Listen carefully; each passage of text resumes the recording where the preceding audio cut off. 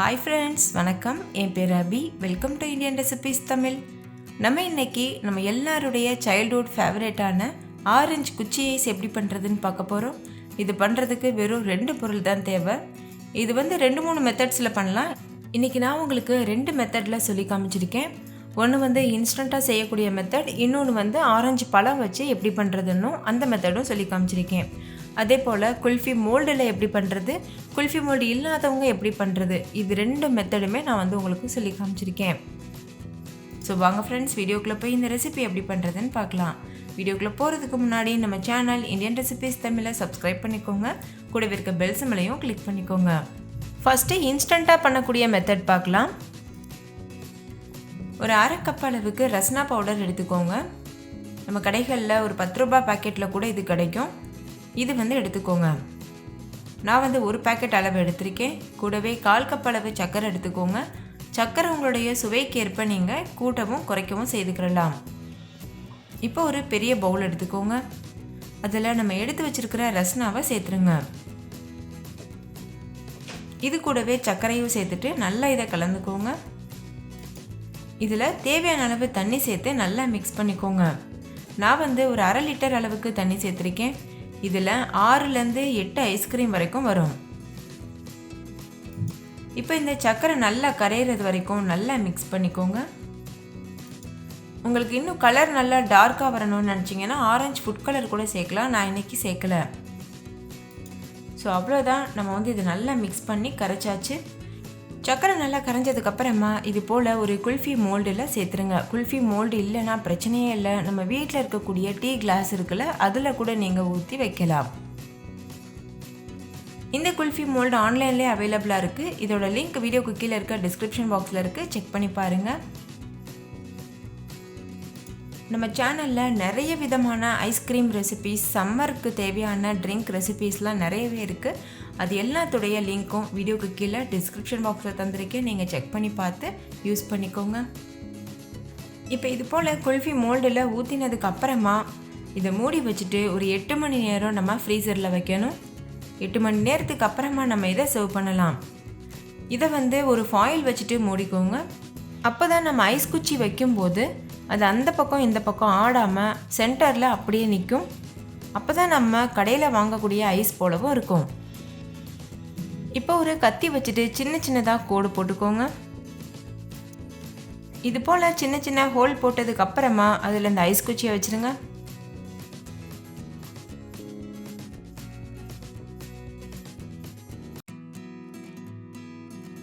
இப்போ இது ஒரு 8 மணி நேரம் ஃப்ரீசரில் வச்சிடலாம்.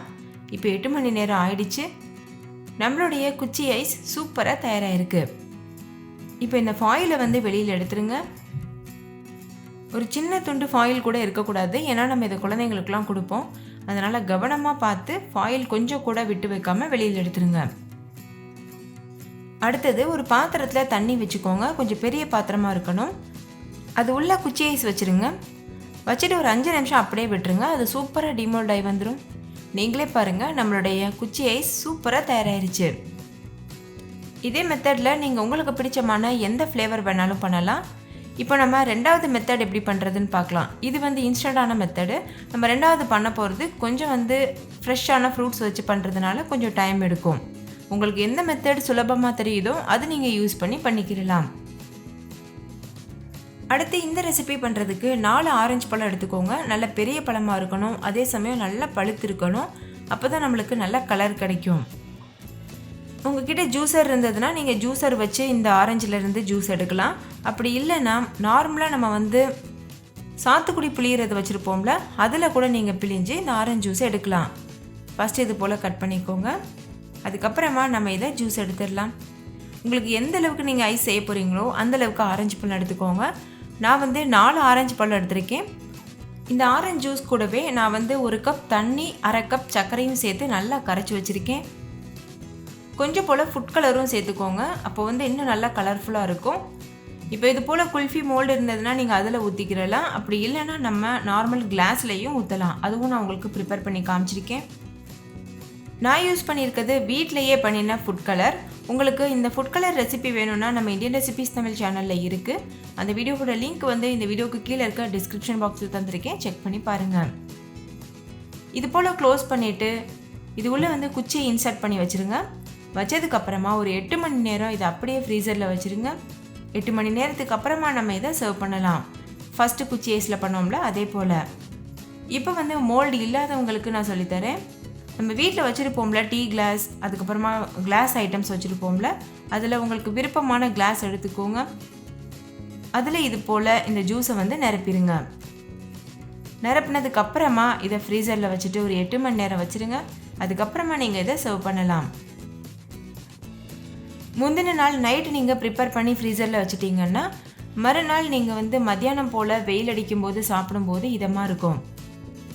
நான் எப்போவுமே இந்த மாதிரி ஐஸ்கிரீம் பண்ணும்போது முந்தின நாள் நைட் ப்ரிப்பேர் பண்ணி வச்சுருவேன். அதுக்கப்புறமா மறுநாள் மத்தியானம் வந்து நான் சர்வ் பண்ணுவேன்.